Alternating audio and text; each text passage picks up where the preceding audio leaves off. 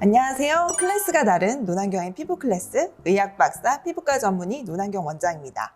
오늘은 아기 피부처럼 되려면 어떻게 해야 할까에 대해서 설명드리고자 합니다.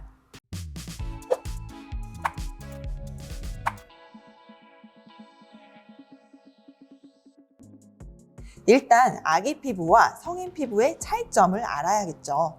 조직학적으로 보면 나이가 들면 진피와 표피의 두께가 얇아집니다. 진피는 세포수가 감소를 하게 되고 그 세포들에서 만들어지는 피부 구성 물질들 콜라겐과 엘라스틴, 히알루론산이 감소하게 되고요. 표피를 구성하는 세포들은 서로 부착하는 힘이 느슨해지고 배열이 규칙적이지 않게 되죠.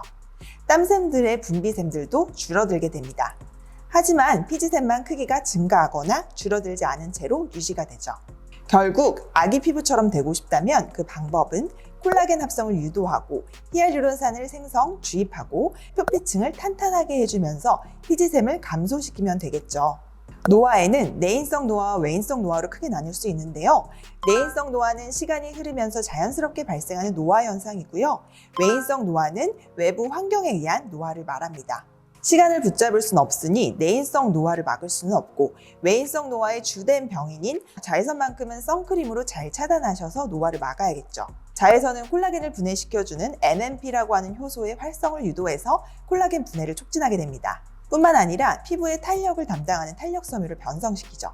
그렇다면 이미 늙어버린 내 피부는 어떻게 해야 할까요? 첫 번째, 콜라겐 합성을 유도하는 것이 도움이 됩니다. 신생 콜라겐을 합성하는 방법은 다양한데요. 특히 잘 알려진 것은 고주파 시술입니다. 라디오 프리퀀시라고 하는 레이저를 이용한 방법입니다. 대표적인 기기로는 써마지, 올리지오, 인모드가 있고요.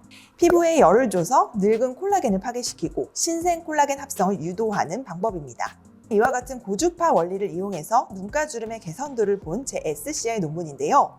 총 70명의 여성에게 눈가주름 영역을 측정하고 고주파 시술을 진행하였습니다.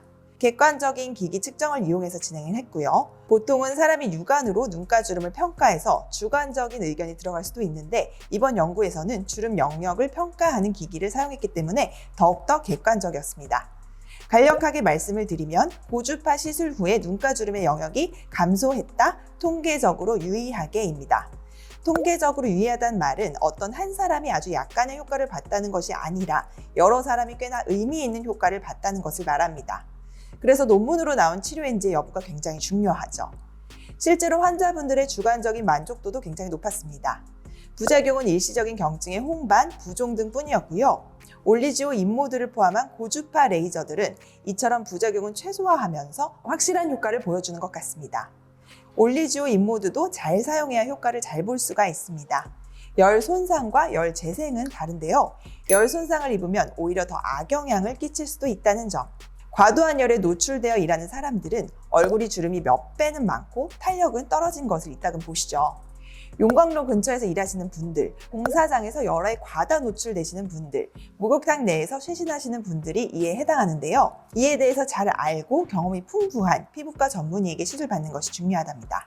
아기 피부처럼 되기 위한 방법 두 번째, 히알루론산 생성 자극 혹은 주입. 히알루론산은 많이들 들어보셨을 거예요. 이를 포함한 각종 화장품들도 많이 나와 있죠.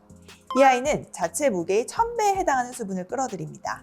주로는 표피와 진피의 주된 구성 세포들인 섬유아세포와 각질 형성세포에서 생성이 됩니다. 이런 세포들을 자극해서 히알루론산 생성을 유도도 할 수도 있지만 가장 간편한 방법은 외부에서 주입하는 방법이에요.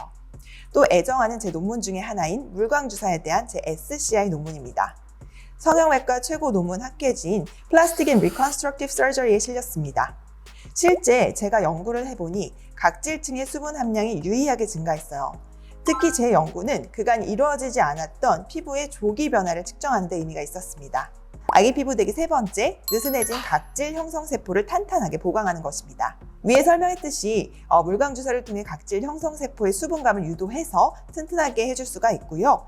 보습제를 잘 사용한다면 느슨해진 표피 내 각질 형성세포층을 잘 보강시켜줄 수가 있습니다. 여기에는 보습을 해줄 수 있는 수분제도 중요하지만 지질 성분의 조합이 정말 중요합니다. 실제 피부의 지질 성분과 유사한 보습제를 사용하는 것이 가장 좋겠습니다. 그래야 속당김도 없습니다.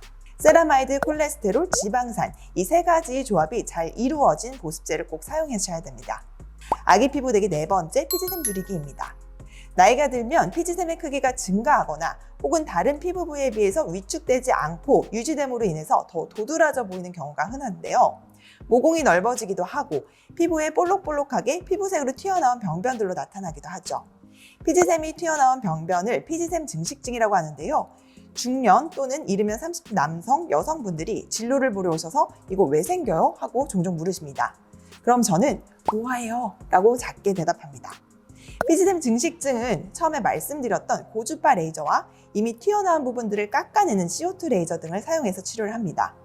피지샘은 생각보다 깊이 있어서 잘 치료해야 하는데요. 재발도 아주 잘하고요. 고주파 침을 사용하면 피지샘 자체를 바로 타겟팅해서 파괴가 가능하기 때문에 효과적입니다. 모공 치료에도 종종 쓰이는 치료법입니다. 이상 아기 피부 만드는 법에 대해서 설명드렸습니다. 쫀쫀 탱탱 아기 피부가 되는 그날까지 노난경의 피부 클래스 구독과 좋아요, 알림 설정 부탁드릴게요. 감사합니다.